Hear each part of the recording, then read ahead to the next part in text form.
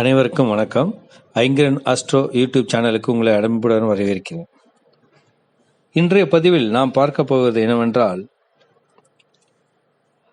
ரகசிய ஆன்மீக சாஸ்திர விதிகளை கடைபிடித்தால் போதும் நம்முடைய வாழ்வில் ஏராளமான பல நல்ல மாற்றங்கள் நிகழும். இதுதான் நமது தலைப்பு. இது என்னவென்று நாம் பார்க்கலாம். நம் பதிவுக்குள் வாருங்கள். நமக்கு முன்னால் வாழ்ந்து மறைந்த நமது முன்னோர்கள் நாம் நன்றாக இருக்க வேண்டும் என்கின்ற நோக்கத்தில் நமக்கான பல நல்ல விஷயங்களை செய்து வைத்து காலத்தோடு கலந்தனர். தாங்கள் வாழ்ந்த காலத்தில் தாங்கள் அனுபவித்த நன்மை தீமைகளை பகுத்தாய்ந்து நமக்கு சாஸ்திர நியதிகளை வகுத்து சென்றனர். அந்த வகையில் நமக்கு தெரியாத சில ரகசிய ஆன்மீக சாஸ்திர விதிகள் பற்றி இங்கு தெரிந்து கொள்ளலாம். ஒரு வீட்டில் புதிதாக திருமணம் நடைபெற்று இருந்தால் அந்த வீட்டில் இருப்பவர்கள் அந்த வீட்டில் வசிக்கும் குழந்தைகளுக்கு 6 மாதத்திற்குள்ளாக காது குத்துதல், சடங்கு போன்ற நிகழ்வுகள் செய்யக்கூடாது. சிலர் ஆண் குழந்தைகளுக்கு பூணூல் அணிவிக்கும் வழக்கம் கொண்டவர்களாக இருப்பார்கள். அந்த பூணூல் அணிவிக்கும் சடங்கினையும் திருமணம் நடந்த 6 மாதத்திற்கு செய்யக்கூடாது. இந்த 6 மாத காலத்தில் புண்ணிய நதிகளை கடந்து செல்லும் தீர்த்த யாத்திரைகள் மேற்கொள்ளக்கூடாது. மேலும் தாங்கள் வசிக்கின்ற வீட்டிலிருந்து புதிதாக ஒரு வீட்டிற்கு இந்த 6 மாத காலத்திற்குள்ளாக குடியேறக்கூடாது. வாடகை வீட்டில் வசிப்பவர்களாக இருந்தால் புது வீட்டுக்கு ஒரு சுப நாளில் சூரிய உதயத்திற்கு முன்பாக குடியேறி விட வேண்டும்.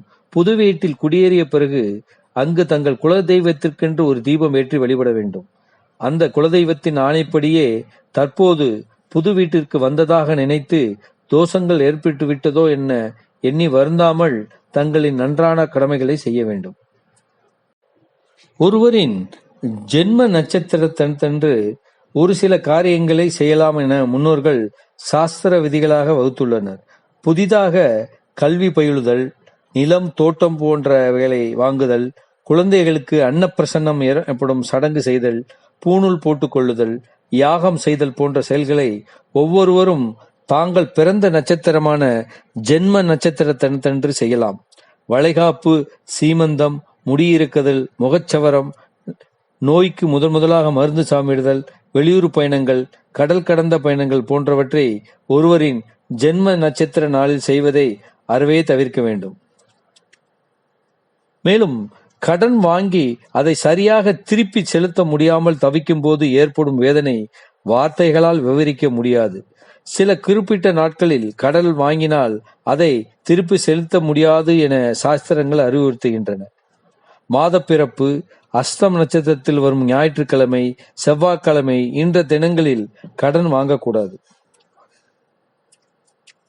அப்படி வாங்கினால் தீர்க்க முடியாத கடனாக அது வளர்ந்து கொண்டே போகும். அதே நேரத்தில் செவ்வாய்க்கிழமை அன்று நீங்கள் வாங்கிய கடனை திருப்பி செலுத்தினால் கடனை விரைவில் முழுவதுமாக அடைக்க முடியும். புதன்கிழமை அன்று மட்டும் நீங்கள் வாங்கிய கடன் தொகையை திருப்பி செலுத்துவதை தவிர்க்க வேண்டும். ஒருவேளை செலுத்தினால் மீண்டும் மீண்டும் கடன் வாங்கவும் வாங்கிய கடனை கட்ட முடியாமல் போகும் நிலையும் உருவாகும்.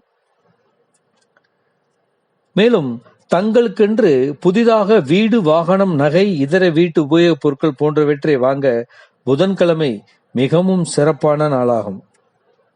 ஞாயிற்றுக்கிழமைகளும் புதிய பொருட்களை தாராளமாக வாங்கலாம்.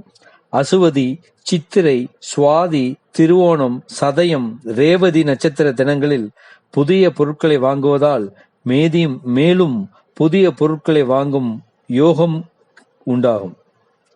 அதே போன்று தங்களிடம் இருக்கின்ற பழைய பொருட்களை விற்க நினைப்பவர்கள் பரணி, கிருத்திகை, ஆயில்யம், பூரம், விசாகம், பூராடம், பூரட்டாதி ஆகிய நட்சத்திர தினங்களில் விற்கலாம். பழைய பொருட்களை விற்க வாரத்தில் திங்கட்கிழமை, வியாழக்கிழமை ஆகியவை ஏற்ற தினங்களாக இருக்கின்றன. இந்த பதிவு உங்களுக்கு மிகவும் பயனுள்ளதாக இருக்கும் என்று நம்புகிறேன். இதேபோல் இன்னும் பல முக்கிய தகவல்களுடன் அடுத்த பதிவில் உங்களை சந்திக்கிறேன். நன்றி. நமது சேனலை சப்ஸ்கிரைப் இதுவரைக்கும் பண்ணலைன்னா சப்ஸ்கிரைப் பண்ணிக்கோங்க. அப்போ தான் நம்மளுடைய ஒவ்வொரு பதிவும் உங்களை வந்து சேரும். இந்த பதிவு பிடிச்சிருந்ததுன்னா நீங்க உங்களுடைய உறவினர்கள், நண்பர்கள் எல்லாருக்கும் ஷேர் பண்ணுங்க. அவங்களும் இந்த தகவல் தெரிந்து பயனடையட்டும்.